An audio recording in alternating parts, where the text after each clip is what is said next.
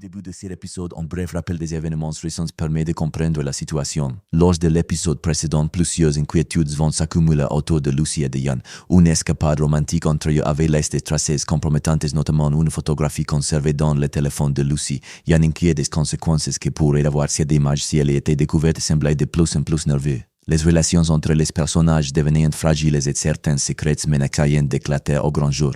Ce contexte instable prépare le terrain à un drame inattendu. L'histoire reprend au moment où une découverte tragique bouleverse tout le monde. Lucy est retrouvée morte dans son bureau. La scène est choquante.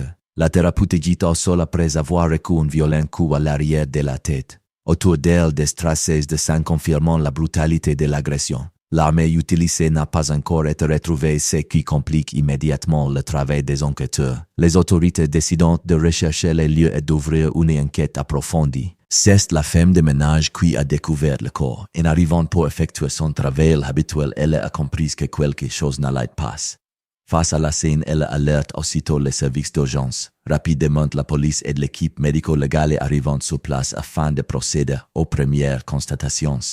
Les voisins s'en rapprochent et chaque détail susceptible d'aider l'enquête soigneusement. Pendant ces temps, Yann se trouve ailleurs. La veille au soir, il est rentré tard chez lui. Il explique à Johanna qu'il passait la soirée avec un informateur dans le cadre de son travail. Johanna, fatiguée, s'est endormie avant son retour et n'a donc pas posé davantage de questions. Tout semblait alors suivre son cours habituel. Mais le lendemain matin, la situation change brutalement.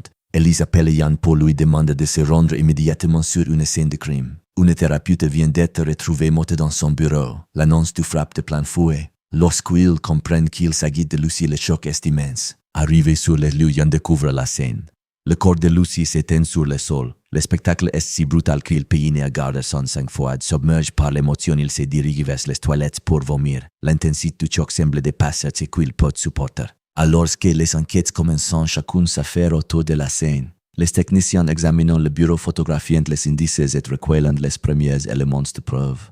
Dans cette agitation, personne ne prête vraiment attention aux mouvements de Yann. Profitant d'un moment d'inattention générale, il s'approche du téléphone de Lucy. Une inquiétude particulière semble l'habiter. Il tente de se souvenir du code permettant de déverrouiller l'appareil. Après quelques instants, l'écran s'ouvre. Yann agite rapidement. Il supprime la photographie compromettante qu'ils avaient prise ensemble. Ensuite, il efface l'historique des appels ainsi que les contacts. Le geste est discret, presque mécanique. Avant de souvenir le téléphone à sa place, il vérifie expressément ce qu'il vient de faire.